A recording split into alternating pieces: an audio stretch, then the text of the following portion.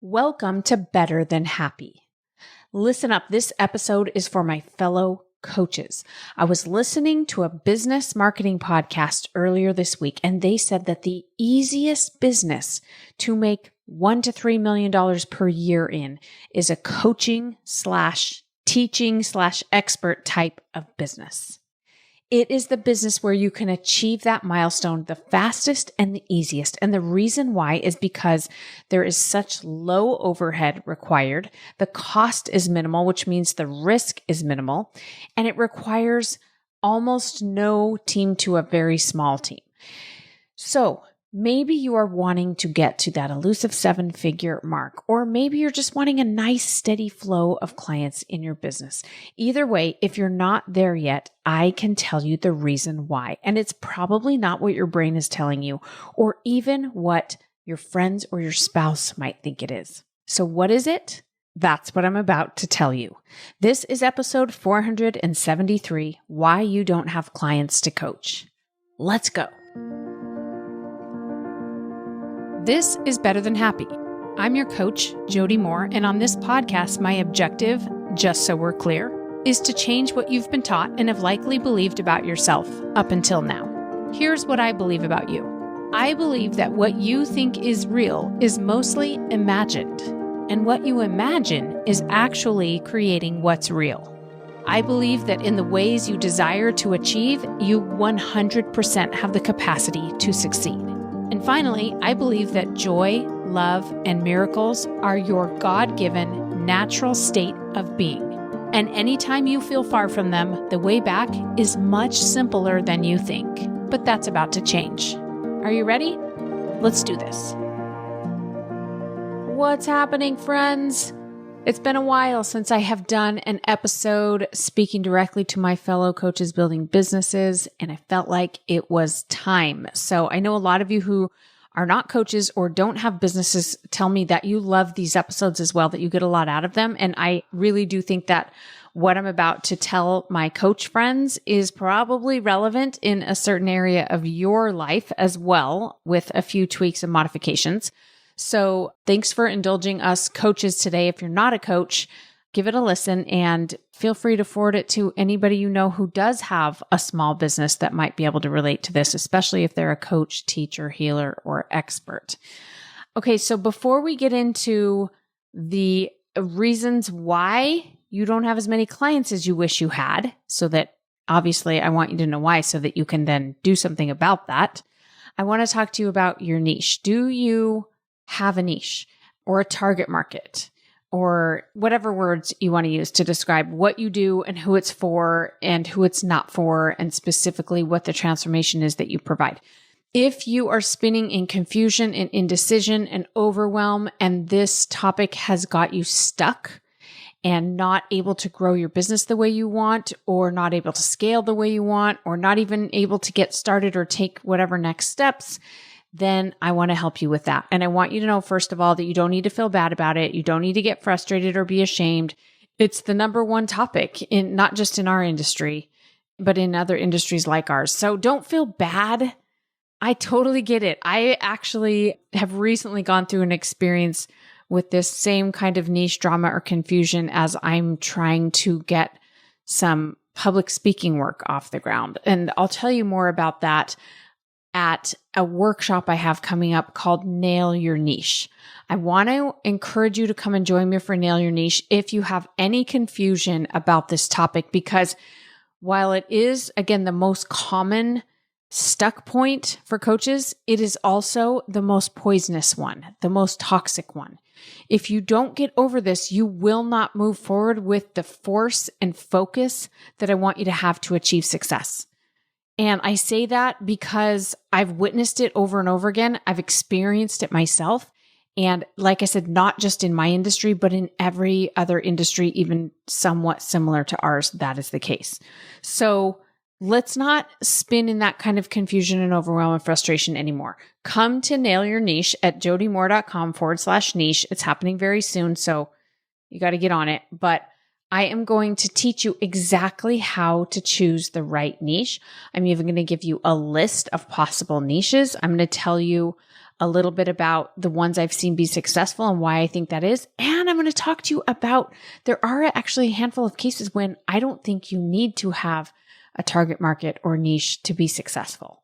So come and join me. It's a 2-hour workshop and we're going to do the work together. And by the end, you will have your niche ready to go and you can finally move forward if you execute the things I'm going to teach you. All right. So again, jodymoore.com/niche, which is NICHE.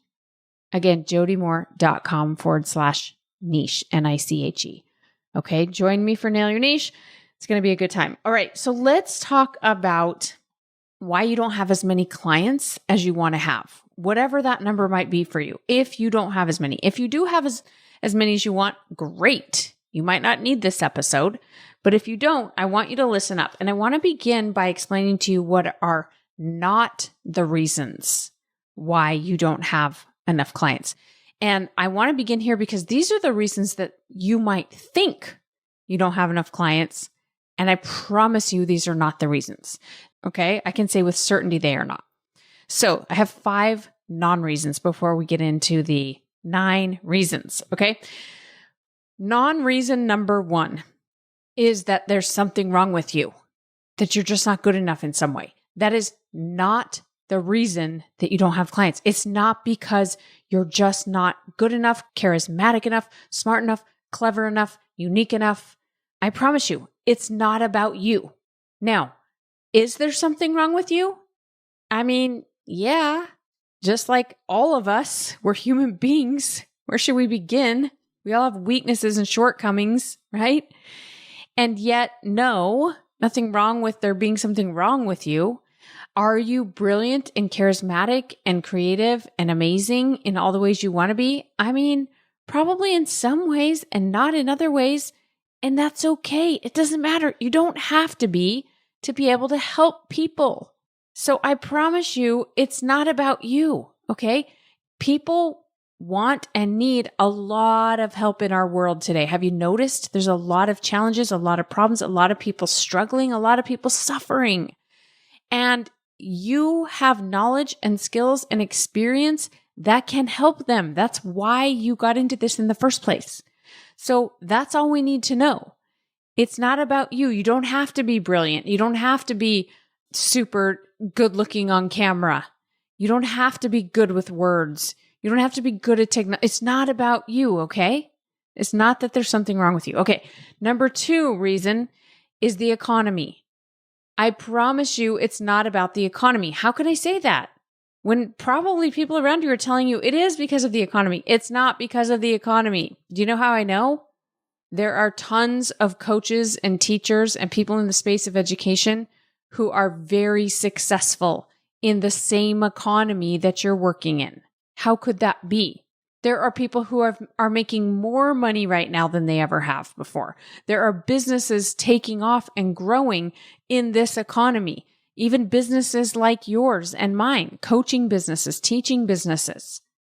So if that's true, then it can't be the economy holding you back, because that would be the case for everyone if that were true.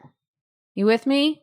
It's not because of the economy. Get that out of your head if you're thinking that, okay? Number 3 thing that is not the reason why is that somebody else is already doing it better than you. People tell me this all the time. They say, I want to coach on whatever topic, but there's this person who I first learned about this topic from, and I'm pretty sure they're doing it better than me. So how am I ever going to be successful? Who would come to me when this other person's already doing it better than me? Listen, I get it. My brain tries to play that card on me sometimes too, but I promise you that's not the reason, because there are plenty of people in the world.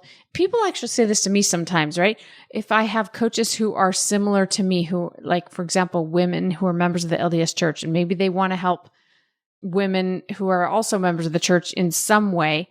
And they say to me, but you're already doing it, Jody Moore. So how am I ever going to be successful? And I say to them, hold on. Does everyone in your ward know about me? Are they all in my coaching program?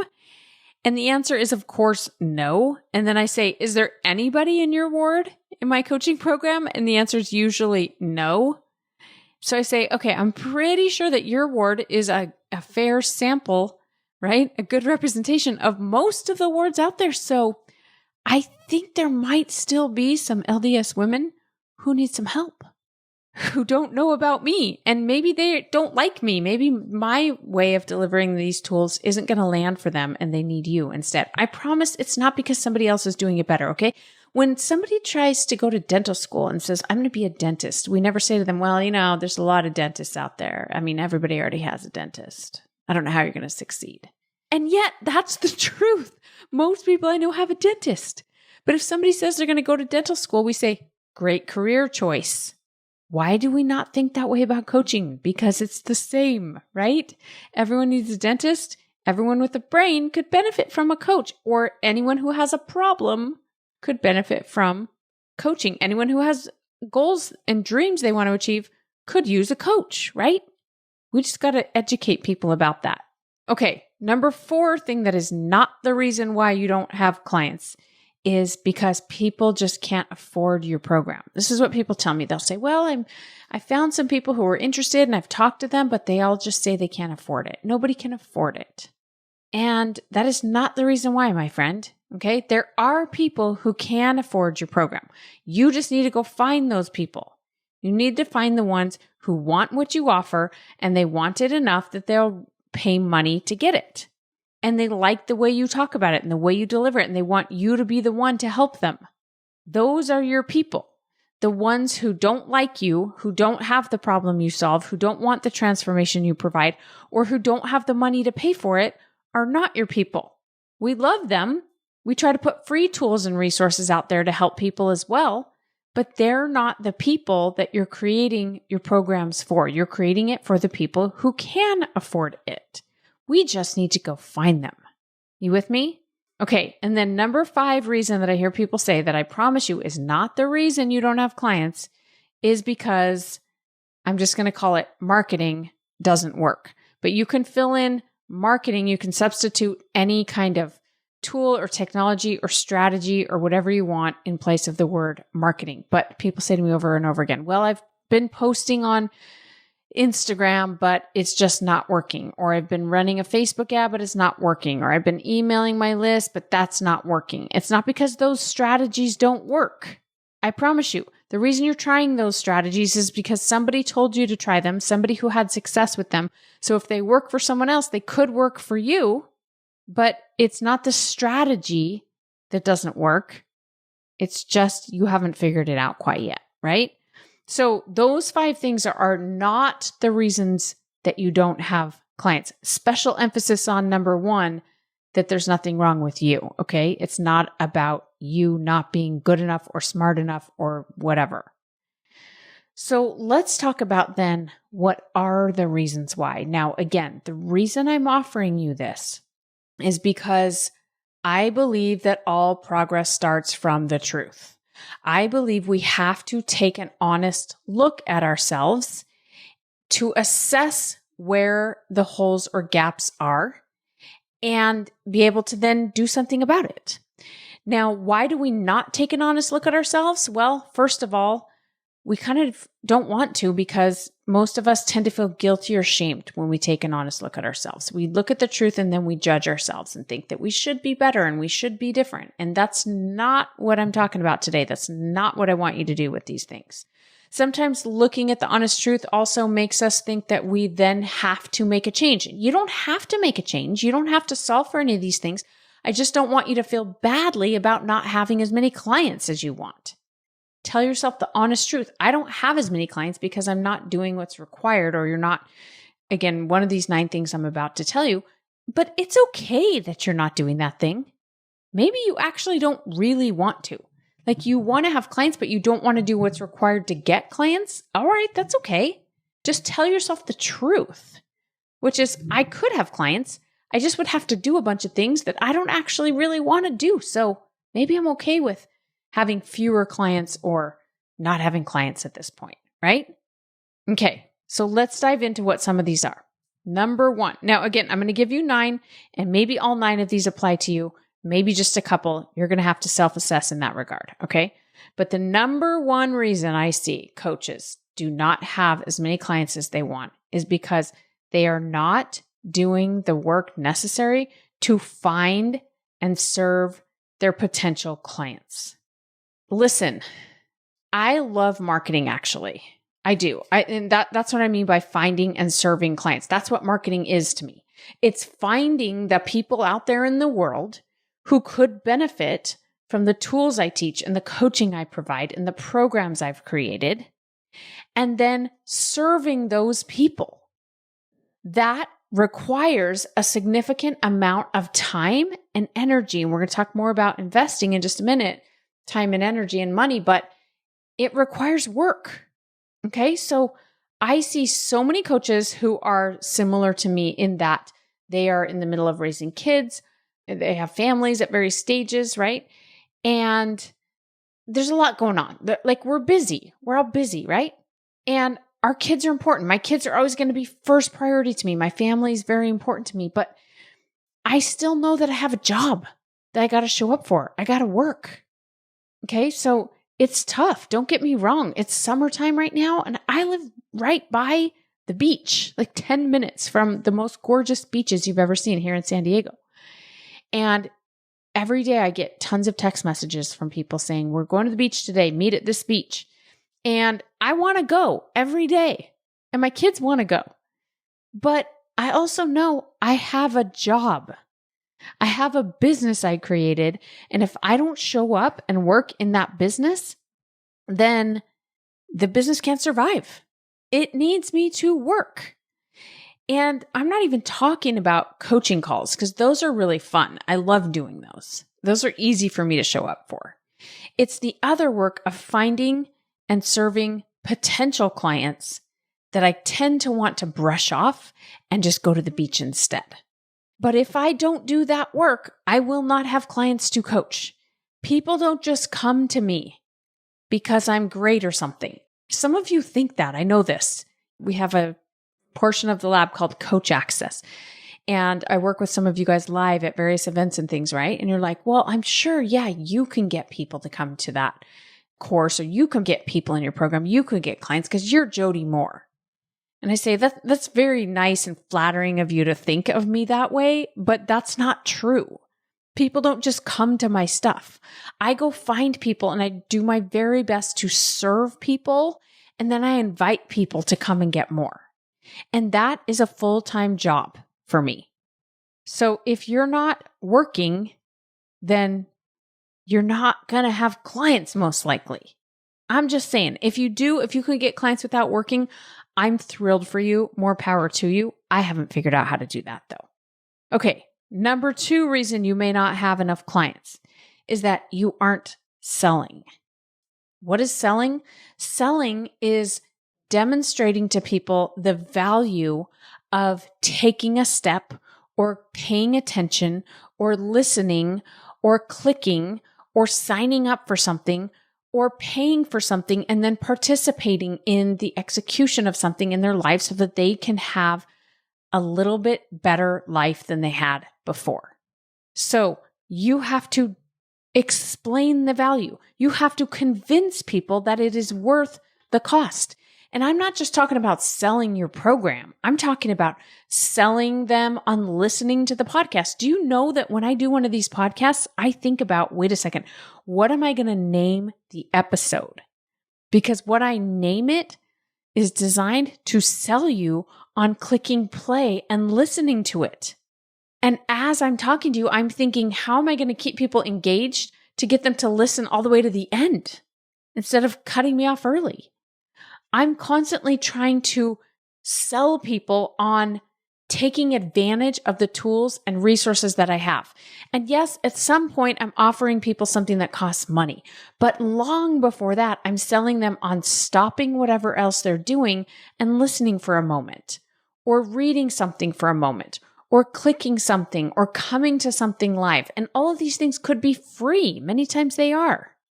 If you're not trying to convince people that you have something valuable that they want and need, then it's going to be very difficult to get clients. And it's because people are busy. We're not paying attention. You know what we're paying attention to? The child that's whining at us, the mess in the kitchen that nobody cleaned up and we thought they were going to. There's just like things all around us that are demanding our attention and our time and our energy. And so you have to sell people on ignoring all of that for a moment and paying attention to what you have to say. If you're not great at selling, come to the Lab Coach Access, because that is what I'm teaching you, is all of the skills of not selling in a creepy, manipulative, pushy way, but just showing them that you have something valuable that they want. Okay. Number 3 reason you may not have enough clients may be because you are not being consistent. Okay. You might be doing some of the things necessary in your business in order to find and serve people and sell to people, but you've got to do it consistently. You've got to do it over and over and over again. Even when you think you've already talked about it and you think people are sick of hearing about it, you have to keep doing it. You have to keep, and by doing it, it can be all kinds of things depending on what strategy you choose, but I'll just take my podcast as an example. I consistently publish a podcast every week. In all honesty, it is 10:18 on a Friday night when I'm recording this episode, because I was in there watching the Olympics in my house, watching the Olympics with my family and sort of getting tired. And I realized I forgot to record my podcast episode, and it's got to be into my producer by today to have it ready to go for you by next Friday. So I'm sitting in the back office behind my house right now at 10:18 on a Friday night recording a podcast, because consistency matters. Because some of you wait for my episode to go live and you listen to it. And I'm so thrilled that you do. And I'm thrilled that you get value out of it. And some of you will become clients of mine at some point, or are already clients of mine, or have been clients of mine. And I want to keep taking care of you. So you got to do these things consistently, my friend, not just sporadically. Now, there's a difference between consistency and perfection. Okay? I'm not talking about doing it perfectly every time. I'm not even consistent at all the things I do. Like, I also post on Instagram. I don't do that super consistently. There are other things I don't do perfectly or as consistently as I do this podcast, but this is consistent.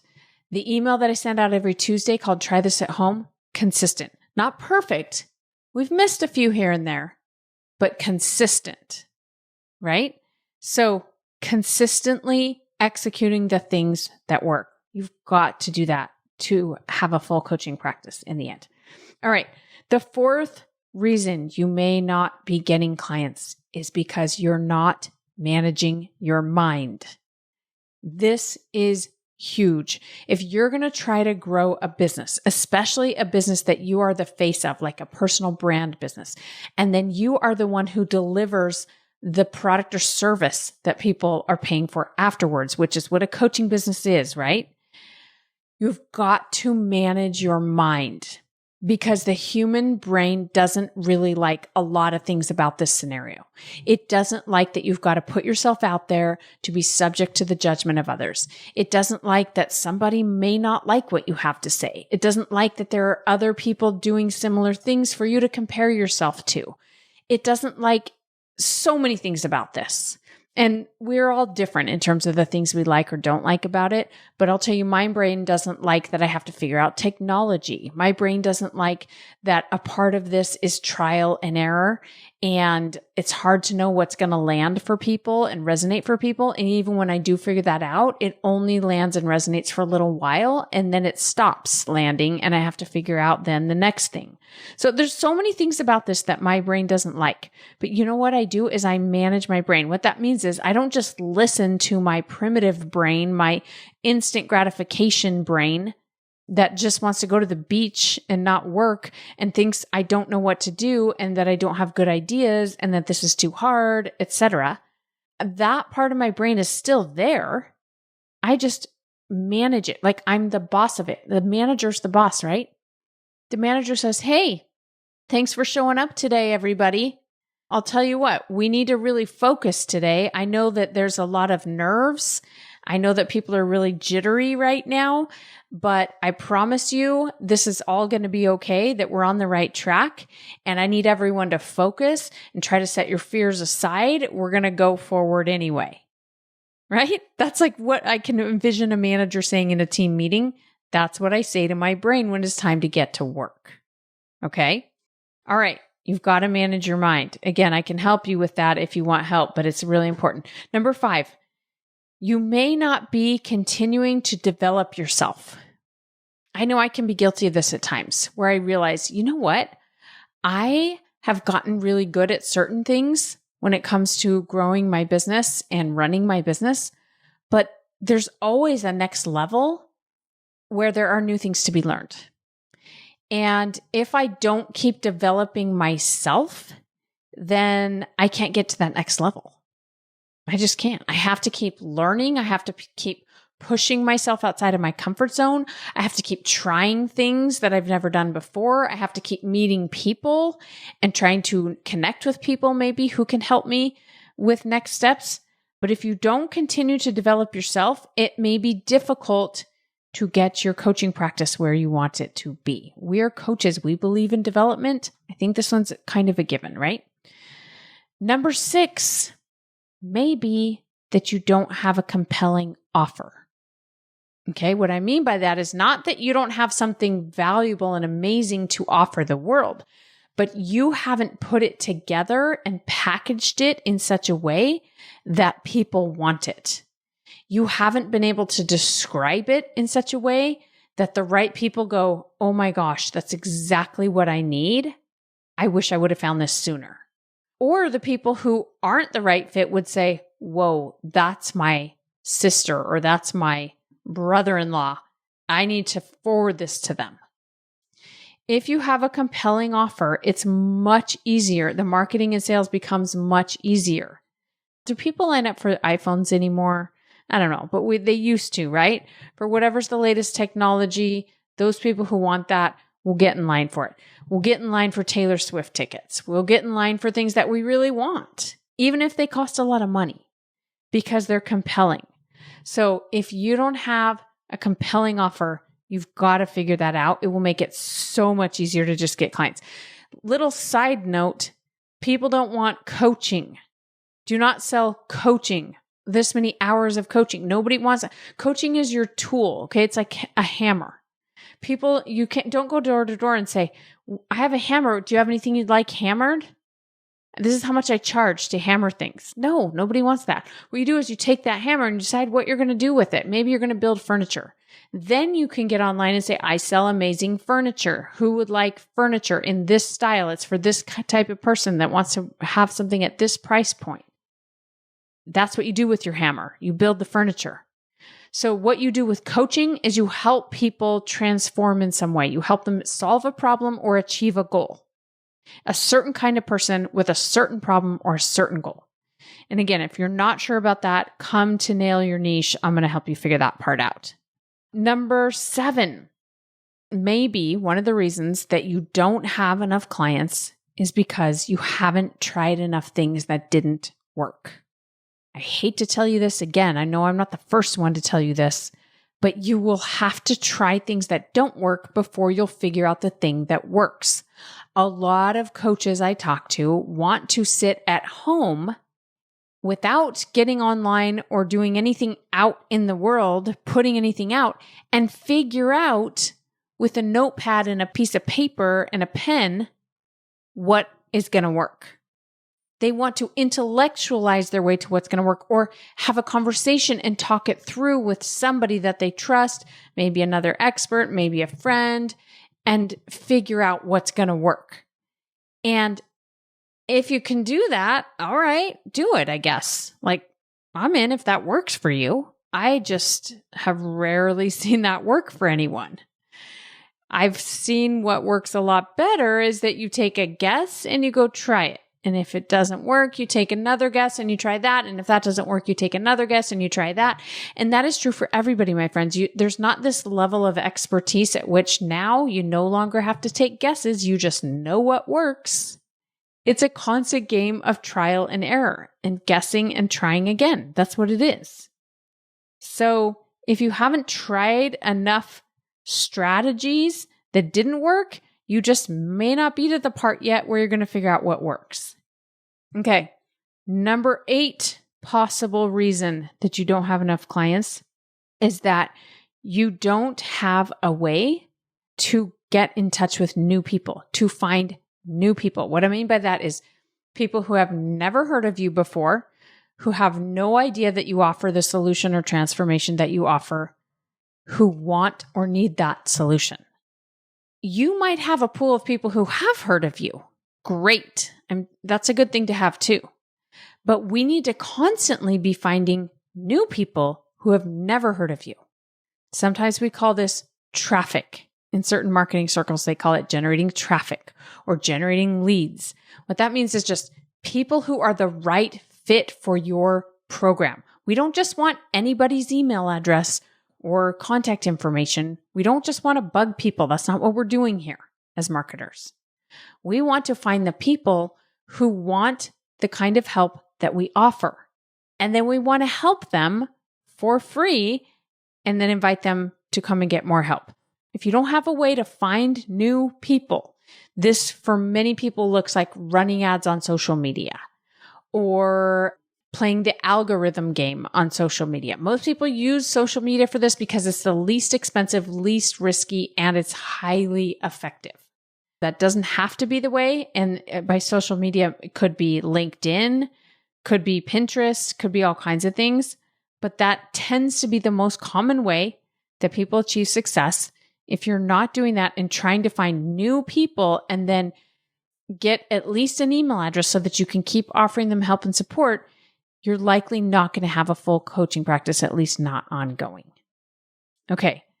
And the number 9 reason, the last reason I have for you that you may not have a full coaching practice is that you are not investing enough time or money or effort. This sort of goes back to number 1, right? That you're actually just not showing up and working. But this one, I want you to think of a little differently in terms of you've got to invest in the business. The business needs, in order to do all these other things we're talking about, right?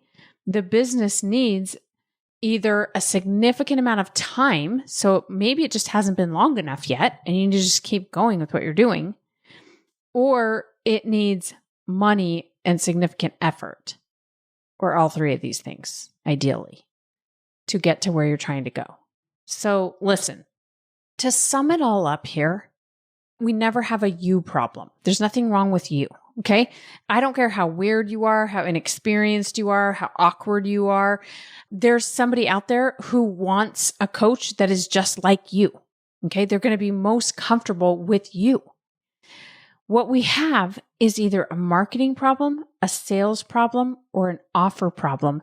And the reason we have 1 or 2 or all 3 of those problems has to do with what's happening in your head, right? Your ability to coach yourself and keep your head straight, which translates to what happens with your hands, what you do on the outside, what you execute. Okay? What's happening internally is creating what's happening externally. And that is the only reason you have a marketing problem or a sales problem or an offer problem, or all 3. That's it. It's actually really simple because we can solve for those things. We can get your head straight and you can go take some action, and you could take action without even getting your head straight. I would rather you take action than not take action. But ideally, we want to do both. We want to execute on externally and we want to clean up what's happening internally so that we can solve for the marketing problem, the sales problem, or the offer problem. That is the only reason why you don't have a $1 to $3 million coaching practice if you don't. All right. If you want help with this, come to Nail Your Niche, jodymoore.com/niche, NICHE. I would love to help you with it. Otherwise, thank you so much for joining me today. Like I said, I would love it if you would share this episode if you found it valuable and pass it along to any of your friends who you think could benefit as well. Thanks for joining me today. Have a beautiful rest of your week. If you find the podcast to be helpful, you're going to love The Lab. In Better Than Happy, The Lab, we experiment with applying all of it in your real life. Whether you're in the middle of a challenge and ready for some relief, or you're ready to commit to pursuing your dream goals and making them a reality, come join me in the lab at jodymoore.com/the lab. That's jodymoore.com/the lab.